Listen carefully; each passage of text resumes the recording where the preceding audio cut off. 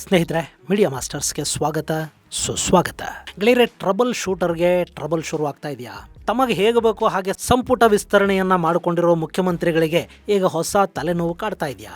ಅಸಮಾಧಾನಿತ ಶಾಸಕರ ಮಾತಿಗೆ ಕ್ಯಾರೆ ಅನ್ನಬೇಡಿ, ರಾಜೀನಾಮೆ ಕೊಟ್ರೆ 2 ನಿಮಿಷದಲ್ಲಿ ಅಂಗೀಕರಿಸಿ ಅಂತ ಹೈಕಮಾಂಡ್ ಹೇಳಿಬಿಟ್ಟಿದೆ ಅಂತಿದ್ದ ಡಿ.ಕೆ. ಶಿವಕುಮಾರ್ ಈಗ ಅಸಮಾಧಾನಗೊಂಡವರನ್ನ ಓಲೈಸುವುದಕ್ಕೆ ಮುಂದಾಗ್ತಾ ಇದ್ದಾರೆ. ಬಾಲಕೃಷ್ಣ, ಚಲುವರಾಯಸ್ವಾಮಿ, ಸವದಿ ಮುಂತಾದ ಸಚಿವರನ್ನ ಬೇಸರಗೊಂಡ ಶಾಸಕರ ಜೊತೆ ಸಂಧಾನಕ್ಕಾಗಿ ಕಳುಹಿಸುವ ಕೆಲಸ ನಡೀತಾ ಇದೆ. ಹಾಗಾದ್ರೆ ಏನಿದು ಕೈಪಾಳಯದಲ್ಲಿ ಭುಗಿಲೆದ್ದ ಕಿಚ್ಚು? ಯಾರ್ಯಾರು ಸಂಪುಟದಲ್ಲಿ ಸ್ಥಾನ ಸಿಕ್ಕಿಲ್ಲ ಅಂತ ಬೇಸರ ಮಾಡಿಕೊಂಡಿದ್ದಾರೆ, ಅವರ ಮನವೊಲಿಸುವ ಕೆಲಸಗಳು ಹೇಗೆ ನಡೀತಾ ಇವೆ ಅನ್ನೋದ್ರ ಬಗ್ಗೆ ಒಂದಷ್ಟು ಮಾಹಿತಿಯನ್ನ ನಾವಿಲ್ಲಿ ನೋಡೋಣ. ಗೆಳೆಯರೆ, ರಾಜ್ಯ ಸಚಿವ ಸಂಪುಟ ಕಡೆಗೂ ವಿಸ್ತರಣೆ ಆಗಿದೆ. ಹೈಕಮಾಂಡ್ ಕಳುಹಿಸಿಕೊಟ್ಟಿದ್ದ ಪಟ್ಟಿಯಲ್ಲಿ 20 ಮಂದಿಯ ಹೆಸರಿತ್ತು. ಅದರಲ್ಲಿ 19 ಮಂದಿ ಸಚಿವರಾಗಿ ಅಧಿಕಾರ ಸ್ವೀಕರಿಸಿದ್ದಾರೆ. ಹೊಸ ಸಚಿವರು ಹೊಸ ಉತ್ಸಾಹದಲ್ಲಿ ಕೆಲಸಗಳಿಗೆ ಮುಂದಾಗುವ ಹೊತ್ತಲ್ಲೇ ಸರ್ಕಾರಕ್ಕೆ ಟ್ರಬಲ್ ಶುರುವಾಗಿದೆ. ಯಾಕೆಂದ್ರೆ ಕಾಂಗ್ರೆಸ್ನ ಹಿರಿಯ ಹಾಗೂ ಸಚಿವ ಸ್ಥಾನ ಸಿಗುವ ನಿರೀಕ್ಷೆಯಲ್ಲಿದ್ದ ಸಾಕಷ್ಟು ಶಾಸಕರು ಈಗ ಕೊತ ಕುದೀತಾ ಇದ್ದಾರೆ. ಕೆಲವರು ರಾಜೀನಾಮೆ ಮಾತುಗಳನ್ನ ಆಡ್ತಾ ಇದ್ರೆ, ಇಂಡಿ ಶಾಸಕ ಯಶವಂತರಾಯಗೌಡ ಪಾಟೀಲ್ ರಾಜೀನಾಮೆ ಪತ್ರವನ್ನು ಕೂಡ ಕೊಟ್ಟು ಬಿಟ್ಟಿದ್ದಾರೆ. ಆದ್ರೆ ಮೊದಲಿಗೆ ಈ ಹೆದರಿಕೆ ಬೆದರಿಕೆಗಳಿಗೆಲ್ಲ ನಾವು ಜಗ್ಗೋದಿಲ್ಲ ಅಂತ ಕಾಂಗ್ರೆಸ್ನ ಹೈಕಮಾಂಡ್ ಹೇಳ್ತಾ ಇತ್ತು. ಆದ್ರೆ ಯಾವಾಗ ಹಿರಿಯ ಶಾಸಕರೇ ತಿರುಗಿ ಬಿದ್ದು ಅವರ ಬೆಂಬಲಿಗರು ಬೀದಿಗಿಳಿದ್ರು, ಆಗ ಕಾಂಗ್ರೆಸ್ ಅಲ್ಲೊಂದು ಸಣ್ಣ ಆತಂಕ ಶುರುವಾದಂತೆ ಕಾಣ್ತಾ ಇದೆ. ಈಗ ಬಂಡಾಯದ ಶಮನಕ್ಕೆ ಟ್ರಬಲ್ ಶೂಟರ್ ಮುಂದಾಗಿದ್ದಾರೆ.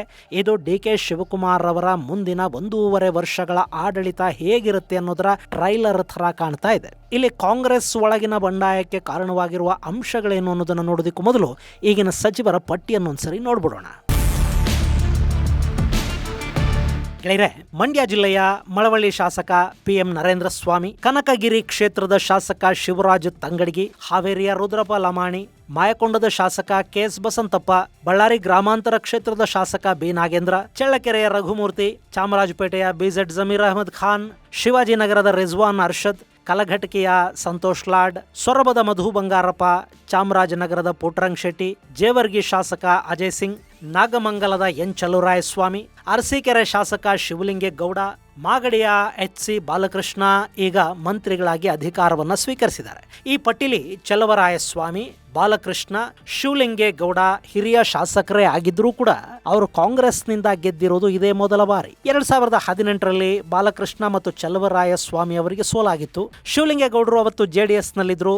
ಈ ಬಾರಿ ಕಾಂಗ್ರೆಸ್ಗೆ ಬಂದು ಶಾಸಕರಾಗಿದ್ದಾರೆ. ಸೊ 7-8 ವರ್ಷದ ಹಿಂದೆ ಕಾಂಗ್ರೆಸ್ಗೆ ಬಂದು ಮೊದಲ ಬಾರಿ ಗೆದ್ದು ಇವರು ಮಂತ್ರಿಗಳಾಗ್ಬಿಟ್ರೆ, ಕಾಂಗ್ರೆಸ್ ಅಲ್ಲೇ ತಮ್ಮ ರಾಜಕೀಯ ಜೀವನವನ್ನ ಶುರು ಮಾಡಿ ಅಲ್ಲೇ 3-4 ಬಾರಿ ಸತತವಾಗಿ ಗೆಲ್ತಾ ಇರೋರಿಗೆ ಹೊಟ್ಟೆ ಉರಿ ಆಗೋದಿಲ್ವೇ? ಇನ್ನು BZ ಜಮೀರ್ ಅಹಮದ್ ಖಾನ್ ಕೂಡ 2018ರಲ್ಲಿ ಕಾಂಗ್ರೆಸ್ ಸೇರಿದ್ರು. ಸಿದ್ದರಾಮಯ್ಯ ಅವರ ಆಶೀರ್ವಾದದಿಂದ ಅವತ್ತಿಗೆ ಕುಮಾರಸ್ವಾಮಿ ಜೊತೆಗಿನ ಸಮ್ಮಿಶ್ರ ಸರ್ಕಾರದಲ್ಲಿ ಅವರು ಮಂತ್ರಿ ಕೂಡ ಆದ್ರು. ಇನ್ನು 2023ರಲ್ಲಿ ಕೂಡ ಗೆದ್ದ ಜಮೀರ್, ಸಿದ್ದರಾಮಯ್ಯ ಹಾಗೂ DK ಇಬ್ಬರ ಕ್ಯಾಬಿನೆಟ್ ಅಲ್ಲೂ ಮಂತ್ರಿಯಾಗಿದ್ದಾರೆ. ಇದು ಕಾಂಗ್ರೆಸ್ ಅಲ್ಲಿನ ಹಿರಿಯ ಮುಸ್ಲಿಂ ಶಾಸಕರಲ್ಲಿ ಅಸಮಾಧಾನ ಉಂಟಾಗೋದಕ್ಕೆ ಕಾರಣ ಆಗ್ತಾ ಇದೆ. ಇನ್ನು ಮಧು ಬಂಗಾರಪ್ಪ ಕೂಡ ಕಾಂಗ್ರೆಸ್ನಿಂದ MLA ಆಗಿರೋದು ಇದೇ ಮೊದಲ ಬಾರಿ.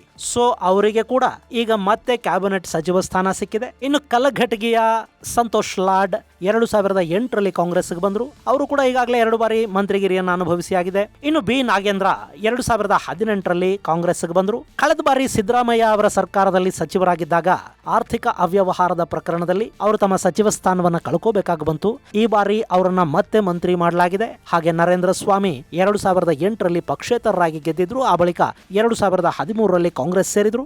ಅವರು ಕೂಡ ಮೂಲ ಕಾಂಗ್ರೆಸ್ಸಿಗರು ಅಂತ ಹೇಳ್ಕೊಂಡ್ರು ಒಮ್ಮೆ ಪಕ್ಷ ಬಿಟ್ಟು ಹೋಗಿ ಮತ್ತೆ ಬಂದವರ ಪಟ್ಟಿಯಲ್ಲಿದ್ದಾರೆ. ಸೊ ಇಲ್ಲಿ 19 ಮಂದಿಯಲ್ಲಿ 8 ಮಂದಿ 2013ರ ನಂತರ ಕಾಂಗ್ರೆಸ್ ಸೇರಿದವರಾಗಿದ್ದು, ಅವರೆಲ್ಲರಿಗೂ ಈ ಬಾರಿ ಮಂತ್ರಿ ಪದವಿ ಸಿಗ್ತಾ ಇರೋದು ಮೂಲ ಕಾಂಗ್ರೆಸ್ಸಿಗರಿಗೆ ಬೇಸರವನ್ನು ತರಿಸ್ತಾ ಇದೆ. ಹೀಗಾಗಿನೇ ಕಾಂಗ್ರೆಸ್ ಅಲ್ಲೊಂದು ಆಕ್ರೋಶ ಸ್ಫೋಟಗೊಳ್ತಾ ಇದೆ. ಇಲ್ಲಿ ಮೊದಲಿಗೆ ತಮ್ಮ ಬೇಸರವನ್ನು ಹೊರಹಾಕಿದ್ದು ಇಂಡಿಯಾ ಶಾಸಕ ಯಶವಂತರಾಯಗೌಡ ಪಾಟೀಲ್. ಯಶವಂತರಾಯಗೌಡರು 2008ರಲ್ಲಿ ಕೇವಲ 571 ಮತಗಳ ಅಂತರದಲ್ಲಿ ಬಿಜೆಪಿಯ ಸಾರ್ವಭೌಮ ಬಗಲಿ ವಿರುದ್ಧ ಸೋಲನ್ನು ಅನುಭವಿಸಿದ್ರು. ಆ ಬಳಿಕ 2013, 18 ಹಾಗೂ 23ರಲ್ಲಿ ಸತತ ಗೆಲುವನ್ನ ದಾಖಲಿಸಿದ್ರು.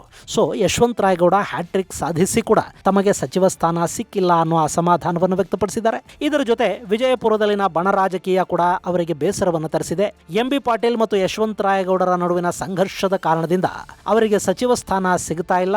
MB ಪಾಟೀಲ್ ಜಿಲ್ಲೆಯಲ್ಲಿ ಯಾರನ್ನು ಬೆಳೆಯೋದಕ್ಕೆ ಬಿಡ್ತಾ ಇಲ್ಲ ಅನ್ನೋ ಅಸಮಾಧಾನ ಯಶವಂತರಾಯಗೌಡರದ್ದು. ಹೀಗಾಗಿ ಪಾಟೀಲ್ರು ಈಗಾಗಲೇ ರಾಜೀನಾಮೆಯನ್ನು ಕೂಡ ಸಲ್ಲಿಸಿದ್ದು, ಸ್ವತಃ ಮುಖ್ಯಮಂತ್ರಿನೇ ಕರೆ ಮಾಡಿ ಮಾತಾಡಿದ್ರೂ ಕೂಡ ತಮ್ಮ ಮನಸ್ಸನ್ನ ಅವರು ಬದಲಿಸ್ತಾ ಇಲ್ಲ. ಇನ್ನು ಸಚಿವ ಸೌದಿ ಯಶವಂತರಾಯಗೌಡರ ಮನೆಗೆ ಹೋಗಿ ನನ್ನ ಸಚಿವ ಸ್ಥಾನನೇ ಬಿಟ್ಟು ಕೊಟ್ಟು ಬಿಡ್ತೀನಿ, ನೀವು ರಾಜೀನಾಮೆ ವಾಪಸ್ ತಗೊಳ್ಳಿ ಅಂತ ಹೇಳಿದ್ರಂತೆ.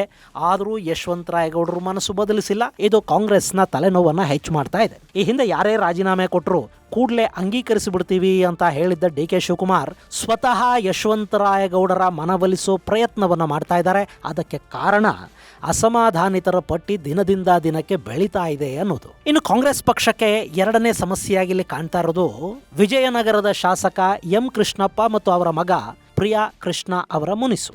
ಎಂ ಕೃಷ್ಣಪ್ಪ 2008ರಿಂದ ಇಲ್ಲಿವರೆಗೆ ಸತತ 4 ಬಾರಿ ವಿಜಯನಗರ ಕ್ಷೇತ್ರದ ಶಾಸಕರಾಗಿದ್ದಾರೆ. ಈ ಹಿಂದೆ 2000ರಿಂದ 2006ರವರೆಗೆ ಅವರು ವಿಧಾನ ಪರಿಷತ್ ಸದಸ್ಯರಾಗಿ ಕೆಲಸ ಮಾಡಿದ್ರು. ಎಐಸಿಸಿ ಸದಸ್ಯರಾಗಿ, ಕೆಪಿಸಿಸಿ ಖಜಾಂಚಿಯಾಗಿ ಕೂಡ ಅವರು ಕೆಲಸ ಮಾಡಿದ್ದಾರೆ. ಕೃಷ್ಣಪ್ಪ 2016ರ ಸೆಪ್ಟೆಂಬರ್ನಿಂದ 2018ರ ಮೇವರೆಗೆ ವಸತಿ ಸಚಿವರಾಗಿ ಕೂಡ ಕಾರ್ಯನಿರ್ವಹಿಸಿದ್ರು. ಕಟ್ಟ ಕಾಂಗ್ರೆಸ್ಸಿಗ 4 ಬಾರಿ ಸತತವಾಗಿ ಗೆಲುವನ್ನ ಸಾಧಿಸಿರೋ ಕೃಷ್ಣಪ್ಪ ಈ ಬಾರಿ ಸಚಿವ ಸ್ಥಾನ ಸಿಗುತ್ತೆ ಅಂತ ಅಂದ್ಕೊಂಡಿದ್ರು, ಸಿಕ್ಕಿಲ್ಲ. ಇದು ಅವರನ್ನ ಸಿಟ್ಟಿಗೇಳೋ ಹಾಗೆ ಮಾಡಿದೆ. ಅಷ್ಟೇ ಅಲ್ಲದೆ ಅವರ ಮಗ ಗೋವಿಂದರಾಜನಗರದ ಶಾಸಕ ಪ್ರಿಯಾ ಕೃಷ್ಣ ಅವರಿಗೆ ಯೂತ್ ಕೋಟಾದಲ್ಲಿ ಸಚಿವ ಸ್ಥಾನ ಸಿಗಬಹುದು ಅಂತ ಹೇಳಲಾಗ್ತಾ ಇತ್ತು. ಪ್ರಿಯಾ ಕೃಷ್ಣ 2009ರ ಬೈ ಎಲೆಕ್ಷನ್ ನಲ್ಲಿ ಗೋವಿಂದರಾಜನಗರ ಕ್ಷೇತ್ರದಲ್ಲಿ ಗೆಲುವನ್ನ ಸಾಧಿಸೋದರ ಮೂಲಕ ರಾಜಕೀಯಕ್ಕೆ ಎಂಟ್ರಿ ಕೊಟ್ಟರು. ಆ ಬಳಿಕ 2013ರಲ್ಲಿ ಮತ್ತೆ ಗೆದ್ದ ಪ್ರಿಯಾ ಕೃಷ್ಣ 2018ರಲ್ಲಿ ಸೋಮಣ್ಣ ವಿರುದ್ಧ ಸೋಲನ್ನು ಅನುಭವಿಸಿದ್ರು. ಇನ್ನು 23ರಲ್ಲಿ ಮತ್ತೆ ಆಯ್ಕೆಯಾಗಿರುವ ಪ್ರಿಯಾ ಕೃಷ್ಣ ಕಾಂಗ್ರೆಸ್ನ ಯುವ ನಾಯಕರ ಪೈಕಿ ಒಬ್ಬರು. ಅವರಿಗಾದರೂ ಸಚಿವ ಸ್ಥಾನ ಸಿಗಬಹುದು ಅಂದುಕೊಳ್ಳಲಾಗಿತ್ತು, ಆದರೆ ಅವರಿಗೂ ಅದು ಕೈ ತಪ್ಪಿದೆ. ಹೀಗಾಗಿ ಪ್ರಿಯಾ ಕೃಷ್ಣ ಅವರ ಬೆಂಬಲಿಗರು ಒಂದಷ್ಟು ಪ್ರತಿಭಟನೆಗಳಿಗೂ ಮುಂದಾಗಿದ್ದಾರೆ. ಇವರಿಬ್ಬರನ್ನ ಸಮಾಧಾನ ಮಾಡೋದಿಕ್ಕೆ ಎನ್ ಚಲವರಾಯಸ್ವಾಮಿ ಮತ್ತು ಎಚ್.ಸಿ. ಬಾಲಕೃಷ್ಣ ಅವರನ್ನ ಡಿ.ಕೆ. ಶಿವಕುಮಾರ್ ಕಳುಹಿಸಿಕೊಟ್ಟಿದ್ದಾರೆ. ಇಲ್ಲಿ ಕೂಡ ಡಿ.ಕೆ. ಸಂಧಾನ ಸೂತ್ರದ ಮೂಲಕ ಸಮಸ್ಯೆಯನ್ನ ಬಗೆಹರಿಸಿಕೊಳ್ಳುವ ಪ್ರಯತ್ನವನ್ನು ಮಾಡ್ತಾ ಇದ್ದಾರೆ. ಇದರ ಜೊತೆಗೆ ದಿನೇಶ್ ಗುಂಡೂರಾವ್ ಕೂಡ ತಮಗೆ ಸಚಿವ ಸ್ಥಾನ ಕೊಡದೇ ಇರುವುದಕ್ಕೆ ಕಾರಣ ಏನು ಅಂತ ಕೇಳಿದ್ದಾರೆ. ದಿನೇಶ್ ಆಹಾರ ಮತ್ತು ನಾಗರಿಕ ಇಲಾಖೆಯ ಸಚಿವರಾಗಿದ್ರು, ಆರೋಗ್ಯ ಸಚಿವರಾಗಿ ಕೆಲಸ ಮಾಡಿದ್ದಾರೆ. ಕಾಂಗ್ರೆಸ್ ಪಕ್ಷದ ಹಿರಿಯ ನಾಯಕರಲ್ಲಿ ಒಬ್ಬರು, ತುಂಬಾ ಹೆಸರು ಕೆಡಿಸ್ಕೊಂಡಿರೋ ನಾಯಕ ಕೂಡ ಅಲ್ಲ. ಸಿದ್ದರಾಮಯ್ಯ ಅವರ ಬಣದಲ್ಲಿ ಗುರುತಿಸಿಕೊಂಡಿದ್ರು ಅನ್ನೋದೊಂದೇ ಈ ಬಾರಿ ಅವರಿಗೆ ಸಚಿವ ಸ್ಥಾನ ತಪ್ಪೋದಿಕ್ಕೆ ಕಾರಣ ಆಗೋದಾದ್ರೆ ಅದು ದಿನೇಶ್ ಅವರಿಗೆ ಮತ್ತು ಸಿದ್ದರಾಮಯ್ಯ ಅವರಿಗಿಬ್ಬರಿಗೂ ಬೇಸರವನ್ನುಂಟು ಮಾಡುತ್ತೆ. ಇಲ್ಲಿ ನನಗೆ ಸಚಿವ ಸ್ಥಾನ ತಪ್ಪಿದ್ದು ಬೇಸರ ಇಲ್ಲ, ಯಾಕೆ ಕೊಡ್ಲಿಲ್ಲ ಅನ್ನೋದನ್ನ ನನಗೆ ಹೇಳಲಿಲ್ಲ ಅನ್ನೋದು ನನ್ನ ಬೇಸರಕ್ಕೆ ಕಾರಣ ಆಗಿದೆ ಅಂತ ದಿನೇಶ್ ಗುಂಡೂರಾವ್ ಹೇಳಿದ್ದಾರೆ. ಇನ್ನು ಕೋಲಾರ ಮತ್ತು ಚಿಕ್ಕಬಳ್ಳಾಪುರ ಜಿಲ್ಲೆಯಲ್ಲಿನ ಎಲ್ಲ ಕಾಂಗ್ರೆಸ್ ಶಾಸಕರು ಕೂಡ ಅಸಮಾಧಾನವನ್ನೇ ಹೊರಹಾಕಿದ್ದಾರೆ. ಈಗಾಗಲೇ ಅಲ್ಲಿ ಅಸಮಾಧಾನಿತ ಶಾಸಕರು ಪ್ರತ್ಯೇಕ ಸಭೆಯನ್ನು ನಡೆಸಿ ಸಿದ್ದರಾಮಯ್ಯ ಬೆಂಬಲಿಗರು ಅನ್ನೋ ಕಾರಣಕ್ಕೇನೆ ನಮಗೆ ಸಚಿವ ಸ್ಥಾನ ತಪ್ಪಿದೆ ಅಂತ ಹೇಳೋದಕ್ಕೆ ಶುರು ಮಾಡಿದ್ದಾರೆ. ಅದರಲ್ಲೂ ಕೋಲಾರದ ಎನ್ ನಾರಾಯಣಸ್ವಾಮಿ ಮತ್ತು ಚಿಕ್ಕಬಳ್ಳಾಪುರದ ಎನ್ ಸುಬ್ಬಾರೆಡ್ಡಿ ಅವರಿಗೆ ಸಚಿವ ಸ್ಥಾನ ಸಿಗಬಹುದು ಅನ್ನೋ ನಿರೀಕ್ಷೆ ಇತ್ತು, ಆದರೆ ಅದು ಕೂಡ ಹುಸಿಯಾಗಿದೆ. ಹೀಗಾಗಿ ಸುಬ್ಬಾರೆಡ್ಡಿ ಬೆಂಬಲಿಗರು ಕಾಂಗ್ರೆಸ್ ವಿರುದ್ಧನೇ ಪ್ರತಿಭಟನೆಯನ್ನು ಮಾಡ್ತಾ ಇದ್ದಾರೆ. ಇನ್ನು ಹೊಸಕೋಟೆಯ ಶಾಸಕ ಶರತ್ ಬಚ್ಚೇಗೌಡರು ಕ್ಯೂನಿಕ್ಸ್ ಅಧ್ಯಕ್ಷ ಗಾದಿಗೆ ಕೂಡ ರಾಜೀನಾಮೆ ಕೊಟ್ಟಿದ್ದಾರೆ. ಪಾಪ ಬೇರೆಯವರಿಗೆ ಅವಕಾಶ ಕೊಡಲಿ ಅಂತ ಹೇಳೋ ಮೂಲಕ ಸಚಿವ ಸ್ಥಾನ ಸಿಗದೇ ಇರೋದಕ್ಕೆ ತಮ್ಮ ಬೇಸರವನ್ನು ಅವರು ಹೊರಹಾಕಿದ್ದಾರೆ.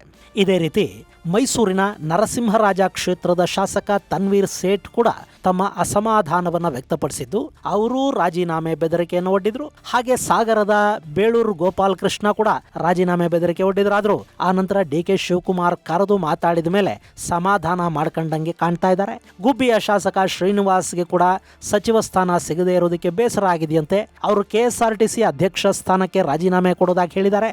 ಇಷ್ಟಲ್ಲದೆ ಮಹಿಳೆಯರಿಗೆ ಪ್ರಾತಿನಿಧ್ಯನೇ ಸಿಕ್ಕಿಲ್ಲ ಅನ್ನೋ ಅಸಮಾಧಾನ ಕೂಡ ಶ್ರೀನಿವಾಸ್ ಹೊರಹಾಕಿದ್ದಾರೆ. ಇನ್ನು ಆನೇಕಲ್ ಶಿವಣ್ಣ ಅವರನ್ನ ಕನ್ಸಿಡರ್ ಮಾಡಿಲ್ಲ ಅನ್ನೋ ಅಸಮಾಧಾನ ಅವರ ಬೆಂಬಲಿಗರಲ್ಲಿದೆ. ಹಾಗೆ ಬ್ಯಾಡಗಿಯ ಬಸವರಾಜ ಶಿವಣ್ಣವರ್, ಕೊಪ್ಪಳದ ರಾಘವೇಂದ್ರ ಹಿಟ್ನಾಳ್, ರಾಯಚೂರು ಜಿಲ್ಲೆಯ ಸಿಂಧನೂರು ಕ್ಷೇತ್ರದ ಶಾಸಕ ಹಂಪನಗೌಡ ಬಾದರ್ಲಿ ಸೇರಿದ ಹಾಗೆ ಸಾಕಷ್ಟು ನಾಯಕರು ಹಾಗೂ ಅವರ ಬೆಂಬಲಿಗರು ಅಸಮಾಧಾನಗೊಂಡಿದ್ದಾರೆ. ಹಾಗೇನೆ ಹಿರಿಯ ನಾಯಕ ಟಿ.ಬಿ. ಜಯಚಂದ್ರ ಕೂಡ ಸಚಿವ ಸ್ಥಾನ ಸಿಗದೇ ಇರೋದಕ್ಕೆ ತುಂಬಾನೇ ನೊಂದುಕೊಂಡಿದ್ದಾರೆ.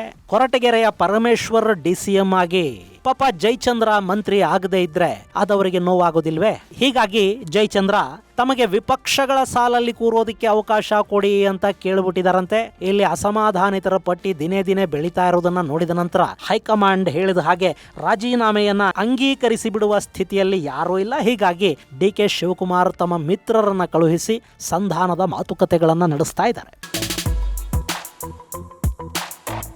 ಗೆಳೆಯರೆ, ಸಾಮಾನ್ಯವಾಗಿ ಪಕ್ಷದ ಶಕ್ತಿಯ ಮೇಲೆ ಗೆದ್ದು ಬರ್ತಾರೆ ನೋಡಿ, ಅಂಥವರಿಗೆ ಬಂಡಾಯದ ಬಾವುಟ ಹಾರಿಸೋ ಧೈರ್ಯ ಇರೋದಿಲ್ಲ. ಆದ್ರೆ ಈಗ ಯಾರೆಲ್ಲ ರಾಜೀನಾಮೆ ಕೊಡ್ತೀವಿ ಅಂತ ಹೇಳ್ತಾ ಇದ್ದಾರೆ ಅವರಲ್ಲಿ ಬಹುತೇಕರು ತಮ್ಮ ಸ್ವಂತ ಬಲದ ಮೇಲೆ ಗೆದ್ದು ಬಂದವರು. ಪಕ್ಷ ಅನ್ನೋದಕ್ಕಿಂತ ಅಲ್ಲಿ ಅವರವರ ಕ್ಷೇತ್ರಗಳಲ್ಲಿ ಸ್ವಂತ ವರ್ಚಸ್ಸು ಮತ್ತು ಶಕ್ತಿ ದೊಡ್ಡ ಮಟ್ಟದಲ್ಲಿ ಕೆಲಸ ಮಾಡಿರುತ್ತೆ. ಯಾರಿಗೆ ಸ್ವಂತ ಬಲ ಇರುತ್ತೋ ಅಂಥವರಿಗೆ ಬೇರೆ ಪಕ್ಷಗಳ ಬಾಗಿಲು ಕೂಡ ಯಾವಾಗಲೂ ತೆರೆಕೊಂಡೇ ಇರುತ್ತವೆ. ಯಾಕೆಂದ್ರೆ ಪ್ರಜಾಪ್ರಭುತ್ವದಲ್ಲಿ ಸಿದ್ಧಾಂತ ಅನ್ನೋದು ಹೊರಟು ಹೋಗಿ ಸಂಖ್ಯಾಬಲ ಅನ್ನೋದೇ ಮುಖ್ಯ ಆಗಿ ಸಾಕಷ್ಟು ವರ್ಷಗಳೇ ಕಳೆದು ಹೋಗಿವೆ. ಹೀಗಾಗಿ ಈಗ ಯಾರು ಬಂಡಾಯದ ಬಾವುಟ ಹಾರಿಸ್ತಾ ಇದ್ದಾರೆ ಅವರನ್ನ ಡಿಕೆ ಅಥವಾ ಪಕ್ಷ ಮುಂದಿನ ಚುನಾವಣೆಯ ಹೆಸರಲ್ಲಿ ಬೆದರಿಸೋದಿಕ್ಕೆ ಕೂಡ ಸಾಧ್ಯ ಆಗೋದಿಲ್ಲ.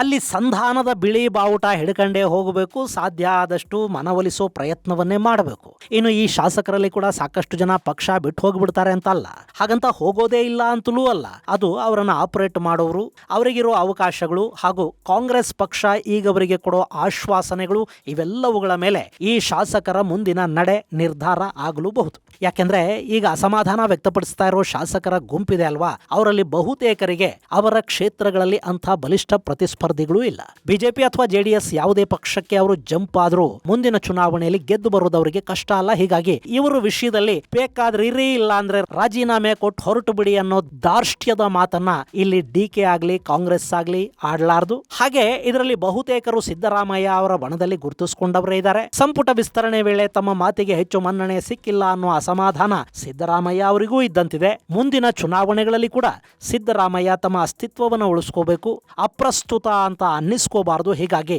ಪಕ್ಷದ ಮೇಲೆ ಹಿಡಿತ ಸಾಧಿಸೋ ಪ್ರಯತ್ನವನ್ನ ಅವರು ಕೂಡ ತಮ್ಮ ಬಣದ ಶಾಸಕರ ಮೂಲಕ ಮಾಡ್ತಾ ಇದ್ದಾರೆ ಅನ್ನೋದು ಮತ್ತೊಂದು ವಾದ. ಒಟ್ಟಾರೆಯಲ್ಲಿ ಡಿಕೆ ಮುಖ್ಯಮಂತ್ರಿ ಆದ ನಂತರ ಯಾವ ಸಂಕಷ್ಟ ಶುರುವಾಗಬಹುದು ಅನ್ನೋ ಅಂದಾಜಿತ್ತೋ ಅದೇ ಶುರುವಾಗ್ತಾ ಇದೆ. ಇದು ಜಸ್ಟ್ ಟೋಕನ್ ಅಷ್ಟೇ. ಮುಂದಿನ 1.5 ವರ್ಷ ಈ ಸರ್ಕಾರದಲ್ಲಿ ಸಾಕಷ್ಟು ಸರ್ಕಸ್ ಇರೋ ಹಾಗಿದೆ. ಈ ಕೆಂಡದ ಮೇಲಿನ ನಡಿಗೆನ ಡಿಕೆ ಶಿವಕುಮಾರ್ ಹೇಗೆ ನಿಭಾಯಿಸ್ತಾರೆ? ಕಾಂಗ್ರೆಸ್ ಪಕ್ಷಕ್ಕೆ ಸಂಬಂಧಪಟ್ಟ ಹಾಗೆ ಯಾವುದೇ ರಾಜ್ಯದಲ್ಲಿ ಸಮಸ್ಯೆ ಆದ್ರೂ ಅಲ್ಲಿಗೆ ಟ್ರಬಲ್ ಶೂಟರ್ ತರ ಹೋಗ್ತಾ ಇದ್ದವರೇ ಡಿಕೆ. ಈಗ ಅವರದ್ದೇ ಸರ್ಕಾರವನ್ನ ಅವರು ಟ್ರಬಲ್ ಇಲ್ಲದ ಹಾಗೆ ಹೇಗೆ ಮುನ್ನಡೆಸ್ತಾರೆ ಅನ್ನೋದನ್ನ ಕಾದು ನೋಡಬೇಕು. ಇದು ಗೆಳೆಯರೆ ಸಂಪುಟ ಪುನರ್ರಚನೆ ನಂತರ ಶುರುವಾಗಿರುವ ಅಸಮಾಧಾನದ ಕುರಿತಾದ ಒಂದಷ್ಟು ಮಾಹಿತಿ. ಮುಂದಿನ ಸಂಚಿಕೆಯಲ್ಲಿ ಮತ್ತಷ್ಟು ವಿಶೇಷಗಳ ಜೊತೆ ಮತ್ತೆ ಭೇಟಿಯಾಗೋಣ. ಅಲ್ಲಿವರೆಗೆ ಜೈ ಹಿಂದ್, ಜೈ ಕರ್ನಾಟಕ.